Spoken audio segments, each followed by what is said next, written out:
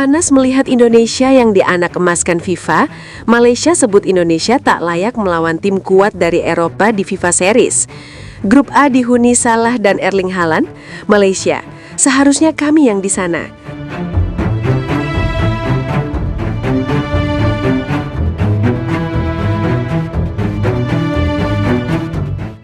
Begitu FIFA resmi merilis komposisi grup A untuk FIFA Series 2026 di Indonesia, tensinya langsung naik.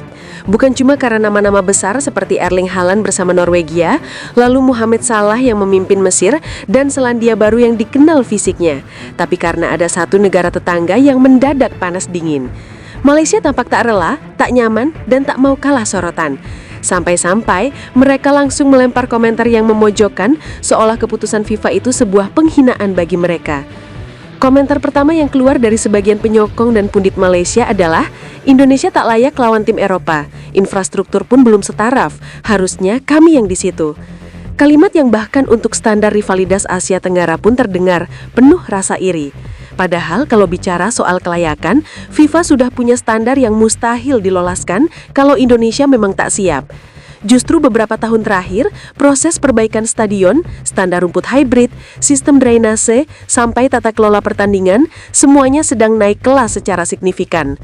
Transparan, terukur, dan yang paling penting, diakui FIFA, bukan diakui oleh diri sendiri.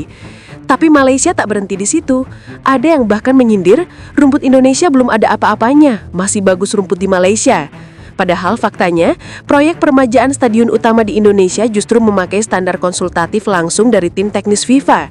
Penggantian full seat, penguatan struktur, pembaharuan pencahayaan, sampai standarisasi VAR.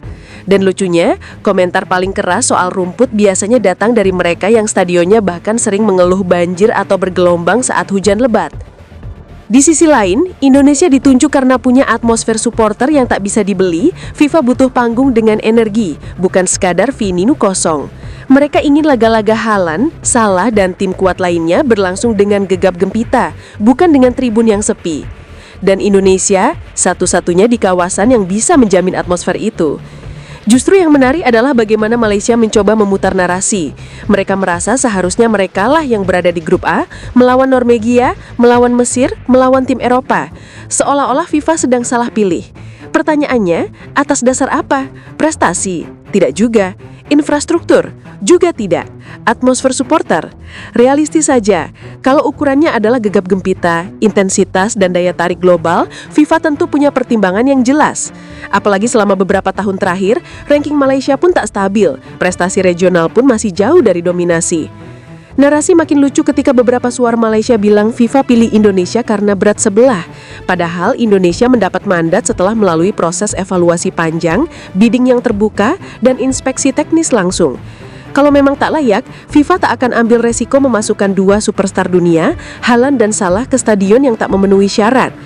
Justru tanda paling jelas bahwa Malaysia sedang terbakar adalah ketika mereka mulai menyerang hal-hal yang tidak relevan. Rumput, fasilitas, kebijakan PSSI, even Indonesia belum layak lawan Eropa. Padahal, FIFA Series bukan kompetisi berdasarkan siapa lebih unggul, tapi platform agar federasi bisa bertemu lawan lintas benua. Bukan soal siapa paling kuat, tapi siapa yang siap menyelenggarakan pertandingan dengan standar dunia.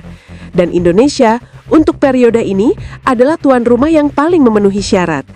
Sementara itu, penyelenggaraan Malaysia beberapa tahun kebelakang justru dipenuhi drama.